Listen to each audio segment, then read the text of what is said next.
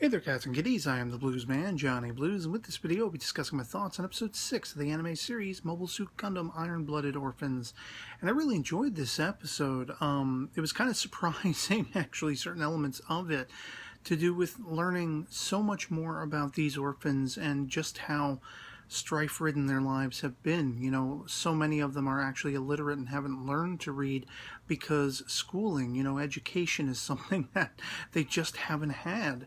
And you have some of them that, have, of course, which are the ones that are doing all the work with the machinery, the mobile suits, and, all that kind of stuff, all the technical aspects, because they can read all of the diagrams and the schematics and all that kind of stuff.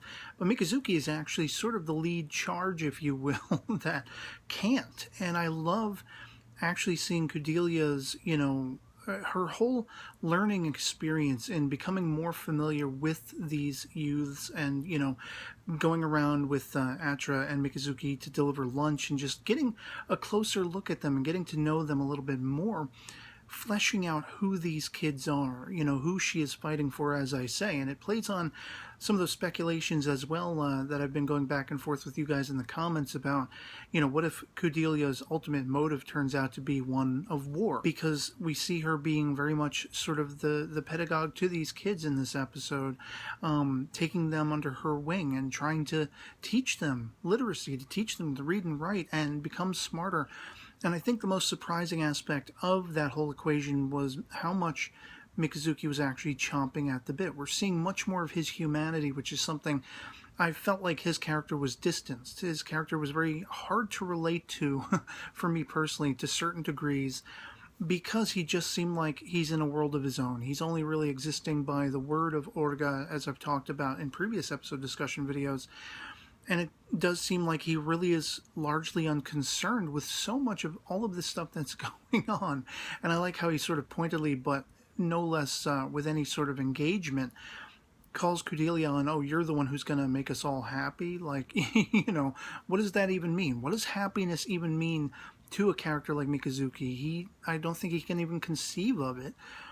Until the point when we have this dialogue between he and Orga toward the end, and we've gotten so much insight about Orga's, impetus, why he's doing all of this stuff. Everything he does, his decisions are almost from a fatherly or elder brotherly, sort of guardian-esque viewpoint of wanting to just be the best, coolest guy he can be to his ward, to Mikazuki.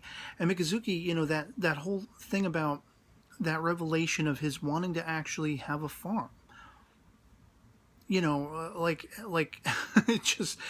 kind of took me aback. He has this, it's kind of like the old World War II movie trope where, the guy who's about to get killed, unfortunately, he's talking about, hey, I want to go to Philly Stadium, I want to have a hot dog, I want to have a brew, I want to have, a date with my girlfriend, my best gal, take her out to the movie, and then boom, bullet through the head, That's the vibe I got from this particular conversation, this revelation that Mikazuki actually has a very humanistic want.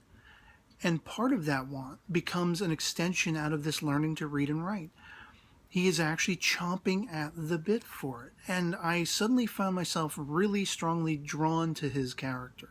It's not enough for me, at least as a viewer, for him to be an excellent and very, perceptive pilot of the mobile suit, of the Barbados, or any of these other mobile suits. His badassery is cool and all, but I want to get to know this guy. And I feel like this is the most we've gotten to know him thus far. This is putting him on the same level for me as Orga, as being an attractive character, one that I feel like I can relate to aspects to.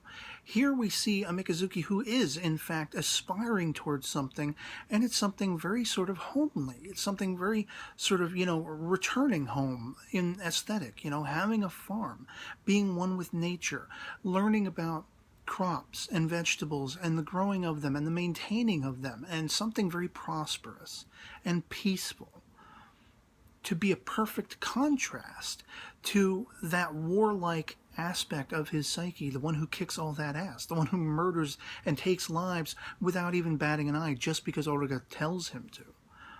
suddenly it was much more profound. Suddenly this turn in his character dynamic was much more profound to me and much more resonating. And I loved it. I loved the complementary natures of, Cordelia's wanting to take all of these kids. It starts with Mikazuki, but all of these kids get involved in wanting to learn to read and write. And you have Hatra actually saying, pretty comedically, I thought, oh, well, I'll teach you too. And they're like, nah, let's go with Cordelia. You know? But I mean, especially if on the horizon, in the long haul, in the long term, we have a potential war. And I think it's very interesting that the Gallahorn peeps, they are basically like, well, let's let them slide for now. They're probably going to Earth. They're probably going to find their way there. They're going to walk right into our hands. We don't need to go chasing after them. They'll come to us. They're going to walk right into the waiting hands of Gallahorn Earth Fleet, at least as far as these guys are concerned. And what does that spell for the future of these children? These destitute children who have had nothing but a life of slavery and, at this point, this warlike going back and forth, this tipping of the scales back and forth. How can they hope to succeed? And now we're talking, especially in this episode, the Tewaz. They're going to have to get involved with sort of a mafioso syndicate as protection.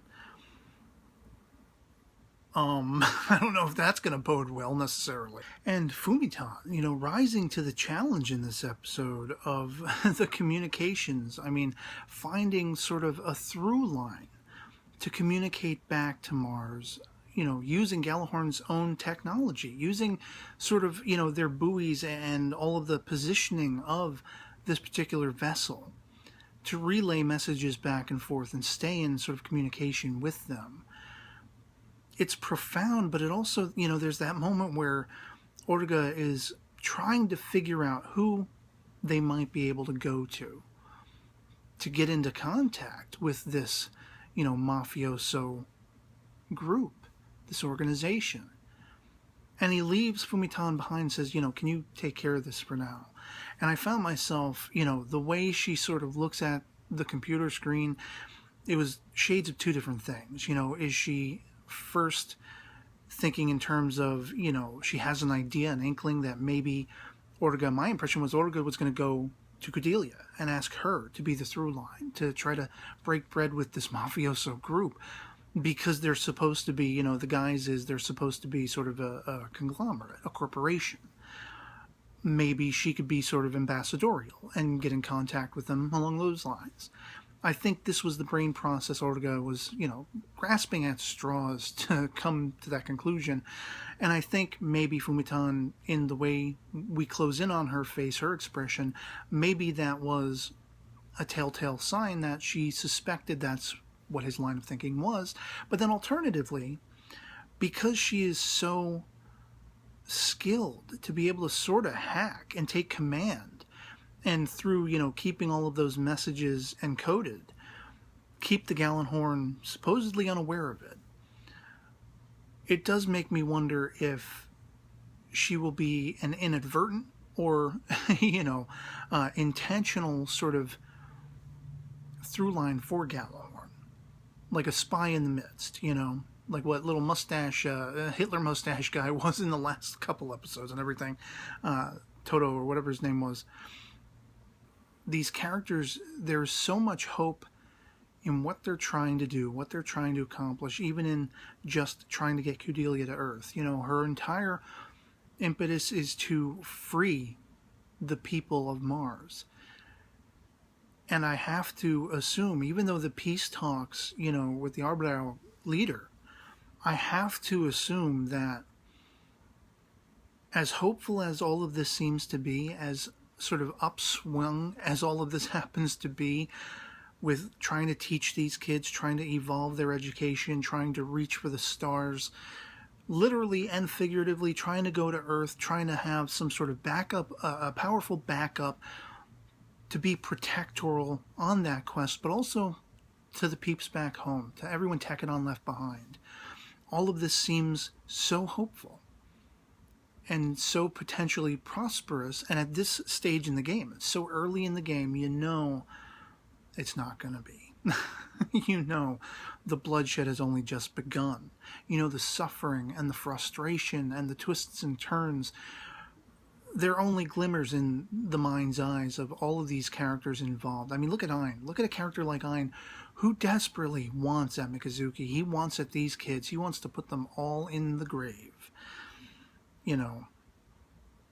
And I have a feeling he is going to be sort of the hallmark of this penchant for the Galahorn Earth forces trying to wipe the ever-loving floor with Tekkadan and these kids.